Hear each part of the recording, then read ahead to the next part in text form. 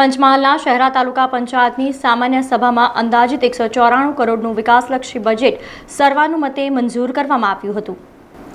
પંચમહાલના શહેરા તાલુકા પંચાયતની કચેરી ખાતે સામાન્ય સભા તાલુકા પંચાયતના પ્રમુખ પુંજીબેન ચારણના અધ્યક્ષસ્થાને રાખવામાં આવી હતી, જેમાં અધ્યક્ષ તેમજ સભ્યોએ મહત્વના મુદ્દાઓની ચર્ચા કરવામાં આવ્યા બાદ સર્વાનુમતે વર્ષ 2025 અને 2026નું બજેટ 194 કરોડ 69,15,127 રૂપિયાનું વિકાસલક્ષી બજેટ મંજૂર કરવામાં આવ્યું હતું, જેમાં શિક્ષણ, આરોગ્ય અને બાંધકામને લઈને આ બજેટ તૈયાર કરીને મંજૂરી આપવામાં આવી હતી।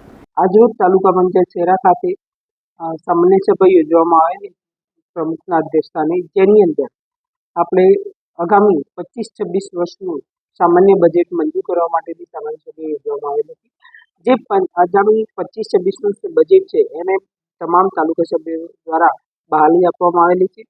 આ બજેટને આપણે અંદાજિત 194 કરોડ 69,15,127 જેવી અંદાજિત રકમનું બજેટ આપણે તાલુકા પંચાયત શહેરાનું હતું, જેને વાર્ષિક 25-26નું બજેટને મંજૂરી આપવામાં આવે છે। સમાચારોના સતત અપડેટ માટે TNN ન્યૂઝને YouTube પર સબસ્ક્રાઇબ કરી બેલ આઇકોન પ્રેસ કરો અને અમારી સાથે જોડાયેલા રહો Facebook, Instagram અને Twitter ઉપર।